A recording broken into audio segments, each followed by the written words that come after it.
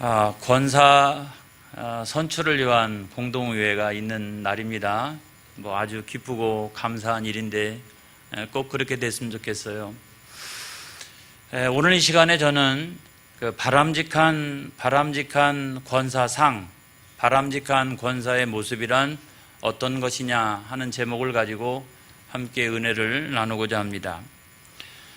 권사는 어떤 사람인가요? 권사는 어떤 사람인가요? 초대교회가 부흥하면서 말씀과 기도에 전무하는 목사직이 생겼어요. 그리고 행정과 권증을 담당하는 장로직, 그리고 교회 재정과 또 살림살이를 담당하는 집사직이 생겼어요.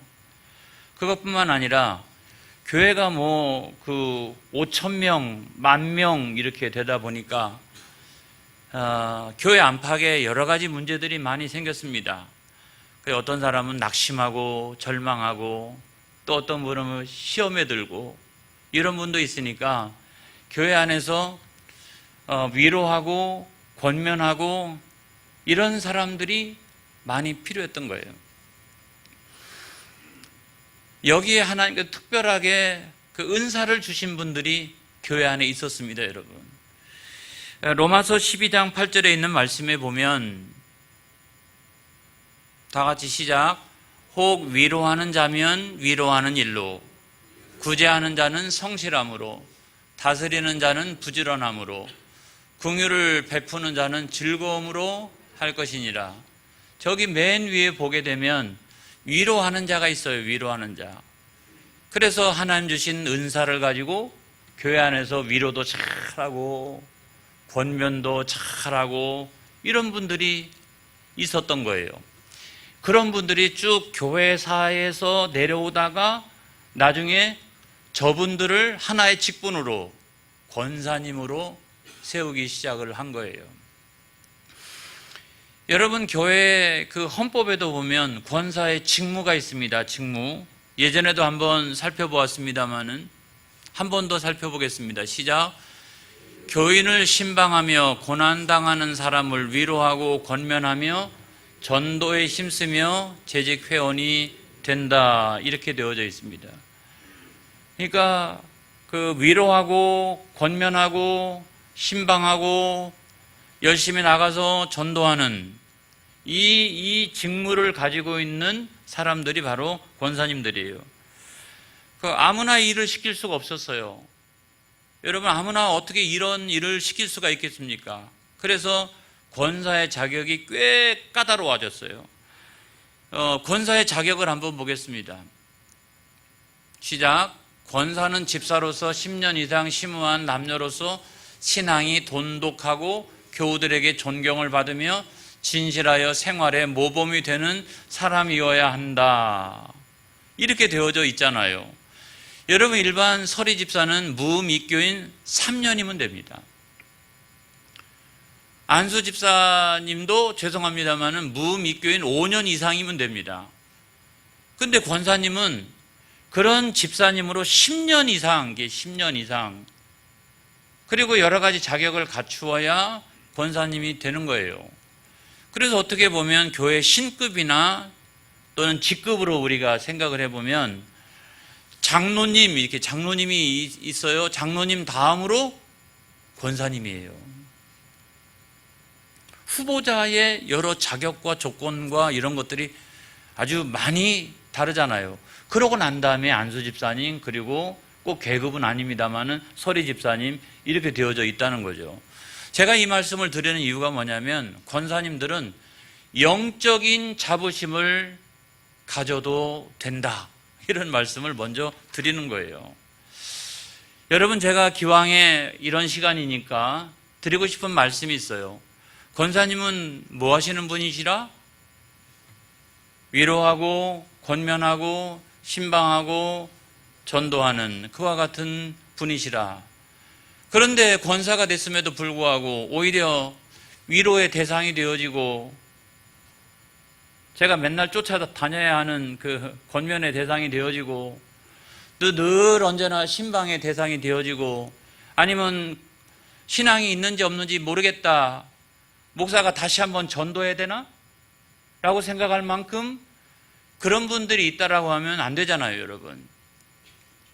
그래서 여러분, 유일하게 선출의 기준에서 우리가 생각을 해야 될 것은 뭐냐면, 신앙이 너무 어린아이와 같으면 안 되겠다는 거예요. 신앙이 너무 미성숙하면 안 되겠다는 거예요. 왜냐하면 그 직무를 감당할 수가 없어요. 그래서 신앙이 돈독해야 합니다. 할렐루야. 그 다음에 교우들의 존경을 받고 있어야 됩니다. 그리고 진실하여서 생활에, 교회 안에서의 생활이나 교회 바깥의 생활에서 모범이 되는 그런 사람이라야, 그런 사람이 가가지고 위로를 하던, 그런 사람이 가가지고 권면을 하던 영적인 권위가 있지. 당신이나 잘하세요. 그 영적인 권위는 땅에 떨어져 있는데, 그런 분이 가가지고 위로를 하고 권면을 하고 신방을 하고 전도를 한다고 해도 여러분 열매가 있겠어요? 그런 영적인 그런 권위가 있어야 된다. 권사님은 영적인 권위가 있어야 된다. 이런 말씀을 드리는 거예요. 제가 요즘 계속해서 이런 설교를 하니까 어떤 분들이 그렇게 이야기하시는 분도 있어요. 나는 깜도 아니야. 나는 깜도 아니야. 이런 분들이 있는데, 여러분, 제가 그런 분들을 위해서 특별히 제가 이 설교를 준비했어요. 뭐냐면, 여러분들은 피택된 거다, 이런 거예요. 오늘 어떤 분들이 피택되는지 저는 모르겠어요. 그렇죠? 제가 어떻게 알겠습니까? 그렇지만 오늘 피택됐다 할지라도 그분은 피택된 것 뿐이라는 거예요. 안 그래요? 장로님으로 피택된 거예요, 여러분. 안수 집사님으로 피택된 거예요. 그리고 권사님으로 피택된 거예요. 여러분, 피택된 것으로 끝나면 절대로 안 된다. 오늘날 한국교회가 이와 같은 어려움을 당하고 있는 가장 중요한 문제 가운데 한 가지는 이 피택되고 그래서 임직받은 것으로 끝나기 때문에 발생하는 문제가 얼마나 큰지 여러분 알 수가 없어요. 하나님께서 나에게 은혜를 주셨으니 교우들이 그래도 부족한 나를 신임하여서 피택하여 주었으니 하나님, 내가 이왕이면 모범적인 장로가 되어지기 원합니다. 하나님, 내가 아주 모범적인 안수 집사가 되어지기 원합니다. 하나님, 내가 모범적인 권사가 되어지기 원합니다. 여러분, 나중에 우리가 하나님 앞에 서게 될 때요, 책임을 많이 맡은 자는 하나님께서 책임을 크게 우리에게 물으시는 거예요. 이게 여러분 맞는 게 중요한 게 아닌 거예요. 중요한 것은 하나님 아버지, 내가 정말 성경이 말씀하는 그대로 모범적인 직분자가 되게 하여 주시옵소서. 할렐루야. 이것이 훨씬 더 중요하다는 거예요. 이 부분이 빠져있기 때문에 오늘날 큰 문제가 많이 발생하고 교회가 부담스럽고, 그 다음에 한국교회가 거룩한 영향력을 나타내지 못하고 1200만 명 성도가 귀실 따지고 보면 770만 명, 이런 영향력이 점점 쇠퇴하는 교회가 되었던 이유가 여러분 거기 있는 거예요. 그 직분자답지 않는 거죠. 이렇게 직분자로서의 어떤 모범이 있고, 그 한 사람의 장로님을 통해서 막 영향력이 나타나고, 한 사람의 안수집사님을 통해서, 권사님을 통해서 막 영향력이 나타나고 이래야 되는데, 오히려 그 방해가 되어지거나 오히려 교회가 욕을 먹거나 이런 경우가 여러분 많이 있다는 거예요. 그래서 우리가 어떻게 하면 되겠느냐? 여러분, 피택하여 주신 하나님의 은혜에 우리가 실패하는 자가 되면 안 된다. 할렐루야. 내가 실패하는 자가 되면은 결코 안 된다 라고 하는 말씀을 드리는 거예요.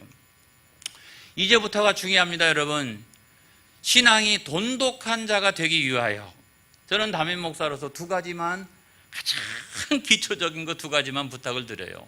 하나는 뭐냐면 이거예요. 주일 성수는 기본이다. 그거는 그냥 기본이에요.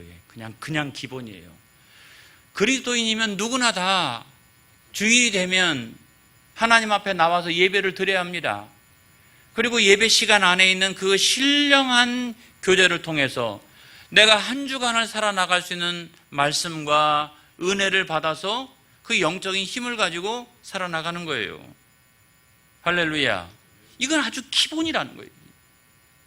그런데 이런 기본도 안 되어 있으면 곤란하다는 겁니다. 여러분, 우리 장로님들도요, 주일날이 돼가지고 피치 못할 사정 때문에 본교회 예배를 못 드리는 경우에는 반드시 저한테 말씀을 해주세요. 우리 권사님들이나 안수 집사님들 가운데서도 저한테 꼭 연락을 해가지고 다음 주일에는 제가 이와 같은 일 때문에 본교회 예배에 출석을 못합니다, 이러시는 분들이 있어요. 피치 못할 사정들이 있죠. 장례. 그리고 내가 병원에 실려갔는데 온라인 예배를 드릴 수밖에 없잖아요. 그리고 뭐 이런 경우도 있죠. 뭐 아주 내가 어쩔 수 없는 경우가 있어요.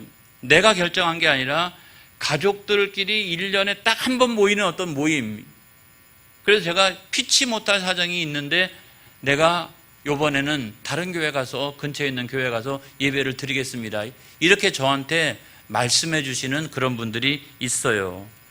여러분, 제가 기필코 안 된다라고 하는 건 뭐냐면 개인적인 취미 생활 때문에 이번 주일은 예배를 안 드리겠습니다. 여러분, 신앙이 돈독해지는 게 아니라 취미가 돈독해지는 거예요. 취미가 점점 취미가 점점 돈독해지시는 분도 몇 분 있어요. 그러면 절대로 안 된다. 이건 기본이다. 그 다음에 두 번째로 드리고 싶은 말씀은, 여러분, 기도에 힘써야 된다. 기도는 뭡니까? 기도는 내가 예수 그리스도의 이름으로 성령님을 의지하여 하나님의 은혜의 보좌 앞으로, 할렐루야, 나가는 것이 아니겠습니까? 거기서 응답이 떨어지고 거기서 영적인 힘과 능력을 얻게 되고, 어떤 사람은 좋은 은사도 받게 되고, 이런 분들이 있잖아요, 여러분. 그래서 여러분, 어떤 사람은 이런 얘기까지 해요. 기도란 뭐냐? 성령 충만의 통로다. 내가 어떻게 성령 충만할 수 있을까? 기도는 성령 충만의 통로다, 이렇게 이야기하는 신학자도 있어요. 여러분, 시편 145편 18절로 19절에 있는 말씀에 보면 이런 말씀이 있어요. 시작. 여호와께서는 자기에게 간구하는 모든 자, 곧 진실하게 간구하는 모든 자에게 가까이 하시는도다. 그는 자기를 경외하는 자들의 소원을 이루시며 또 그들의 부르짖음을 들으사 구원하시리로다. 할렐루야. 내가 기도하잖아요. 그럼 하나님의 성령이, 내 안에 계신 하나님의 성령이 우리를 가까이 하시고 또 응답도 주시고 여러 가지 어려운 문제에서 우리를 구원하여 주신다. 여러분, 성경은 그렇게 분명하게 말씀하고 있는데 기도하지 않으니까 능력이 없는 거예요. 기도하지 않으니까 응답도 없는 거예요, 여러분. 하나님이 늘 우리에게 가까이 계시고 영적인 교제를 나누는 것은 기도예요. 여러분, 기도하면 하나님 가까이 계세요. 종아, 뭐냐? 어떤 문제가 있느냐? 이러면서 하나님이 나한테 가까이 오셔서 나의 기도를 들으시고, 그래, 내가 내 소원을 이루어 주마. 내가 그와 같은 어려움 가운데 내가 너를 구원하여 주마. 하나님이 우리들에게 말씀해 주시는 거예요. 근데 권사님이 돼가지고 기도하지 않는다, 이건 아주 큰 문제죠. 큰 문제예요. 그 다음에 두 번째로 보면 교우들의 존경을 받는 거 있지 않습니까? 교우들의 존경을 받는 거, 제가 담임 목사로 딱 두 가지만 이야기하고 싶어요. 하나는 뭐냐면 교회 안에서 헌신과 봉사를 잘해야 된다. 여러분, 매년 우리가 무슨 선출을 위한 공동회를 하다 보면 경험하게 되는 것이 있어요. 교우들의 그 마음이 어디로 모아지느냐 하는 건 다른 게 아니에요. 여러분, 교우들이 존경하는 사람은 첫 번째로는 신앙이 돈독한 사람. 그런데 다 서로가 신앙이, 나는 돈독하다고 생각해요. 나는. 그런데 여러분, 그것이 교회 안에서 실천될 때 성도들은 그걸 딱 보고서 그분을 신임하게 되는 거예요, 여러분. 할렐루야. 여러분, 바깥에서 또는 직장에서 어떻게 사는지 어떻게 알아요? 그러니까 저분은 신앙이 돈독한 사람인데 교회 안에서 이렇게 하는 헌신과 봉사를 보면 금방 알겠어. 이러면서 이렇게 존경하는 그런 마음들이 생기잖아요. 시간 봉사, 물질 봉사, 또한 그 몸의 봉사, 이런 봉사를 할 줄 알아야 된다는 거예요. 할 줄 알아야 된다. 그런 말씀드리고, 그런 사람을 나는 못하는데 그래도 그 사람은 바쁜 중에도 하니까 그분에 대한 존경하는 마음과 신임하는 마음이 생기는 거잖아요. 그 다음에 여러분 두 번째로는 인정받는 사람이 되시라, 이런 말씀 드려요. 내가 나를 볼 때도 내가 나를 인정할 수 있는 그런 사람이 되어지기를 원합니다. 제가 지금도 가끔 이제 옛날 대학 다닐 때 그 친구들을 만나요. 이렇게 만나면 제가 이렇게 그 일반 목회를 하면서 거의 한 30년 뭐 큰 문제 없이 이렇게 일반 목회를 하고 있는 거 보면 우리 친구들이 깜짝 놀래요. 그럼 제가 그 친구들한테, 대학 다닐 때 저하고 동일한 경험을 했던 그 친구들한테 제가 뭐라고 얘기하냐면, 야, 나 많이 변했어. 나 많이 변했어. 그때 나가 아니야. 내가 오늘도 정치적으로는 진보적이지만 나 신앙적으로는 굉장히 보수적인 사람이야. 나 많이 변했어.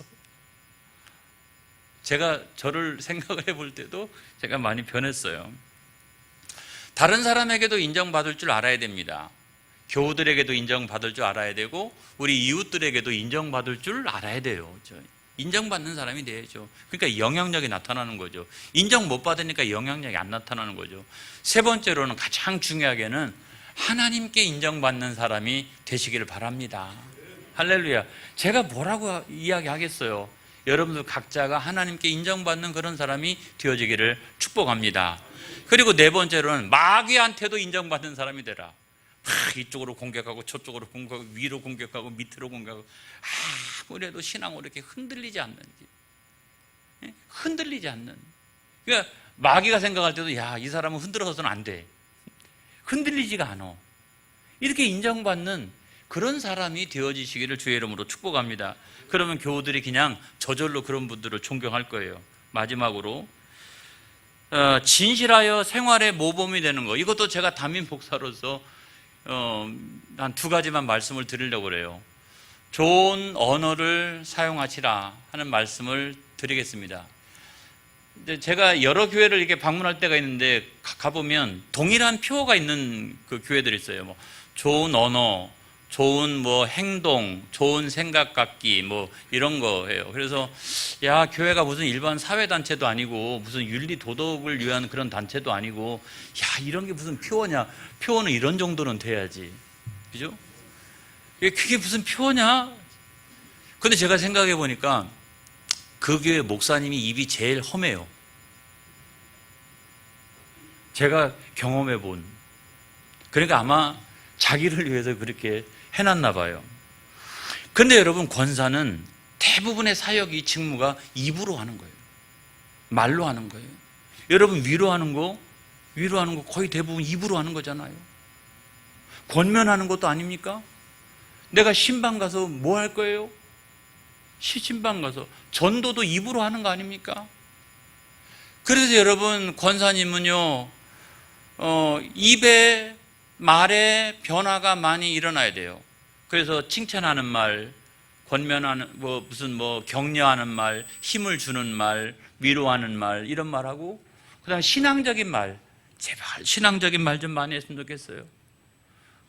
은혜스러운 말, 이런 말도 많이 했으면 좋겠다, 이런 생각을 갖게 됩니다. 자, 두 번째는 뭐냐면 그게 다 어디에서 나온다? 좋은 인격에서 나온다. 여러분, 좋은 생각에서 좋은 언어가 나오고 좋은 언어에서 좋은 행동이 나온다. 물론 맞는 말이에요. 그렇지만 이거는 자칫 잘못하면 그건 방법론이고 테크닉입니다. 더 깊게는 좋은 생각을 갖는 것은 그 사람의 좋은 인격에서 나오는 거고, 좋은 인격은 저절로 만들어지는 게 아니라 그 사람의 좋은 영성에서 나오는 거예요. 이렇게 보면 신앙이 막 점점 이렇게 자라고 성장하고 이런 분들이 참 많이 있어요. 우리 교회 안에도 보면 좋은 영성을 갖추어가기 시작하는 이런 분들이 참 많이 있어요. 그게 프로그램으로 되는 게 아니다, 이 말입니다. 하나님과 깊은 영적인 교제 가운데 그런 좋은 영성을 갖게 된다, 이런 말씀을 드리는 거예요. 그래서 성경에 보니까 그런 사람이 그러면 누구냐? 그 대표적인 사람이 바나바였어요. 제가 볼 때는 사도행전 4장 36절을 보겠습니다. 시작.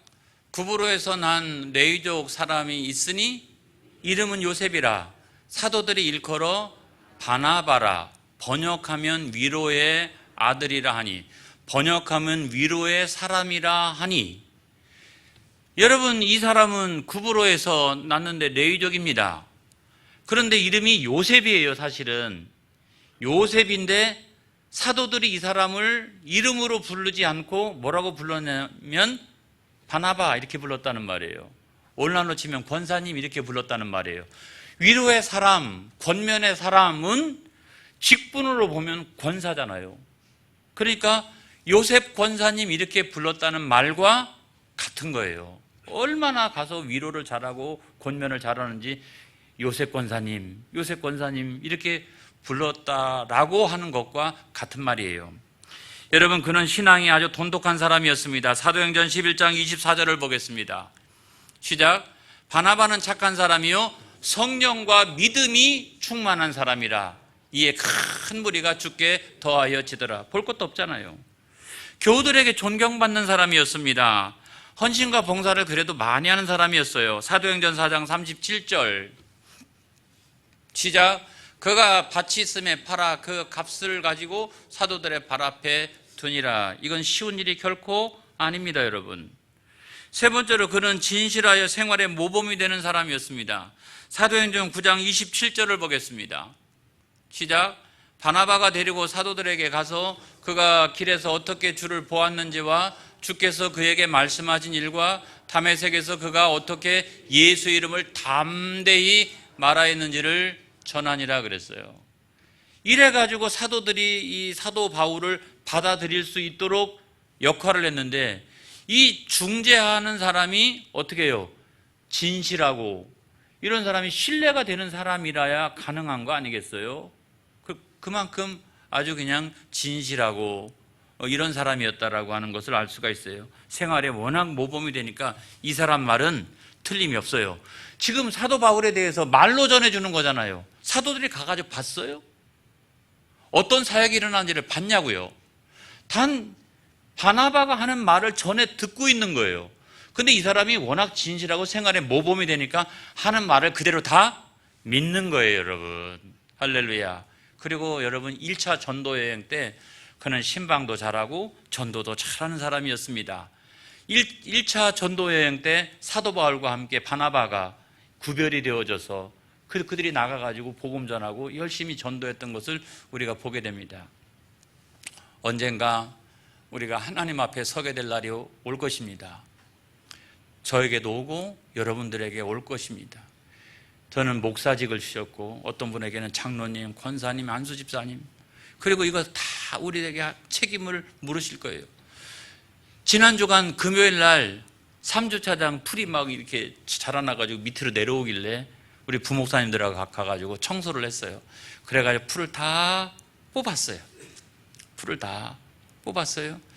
그런데 유독 제가 뽑을 수 없는 게 딱 하나가 있더라고요. 뽑을 수가 없었어요. 그래서 내버려 뒀어요. 사진, 나팔꽃. 이게 뭐 잡풀들은 갖다가 제가 열심히.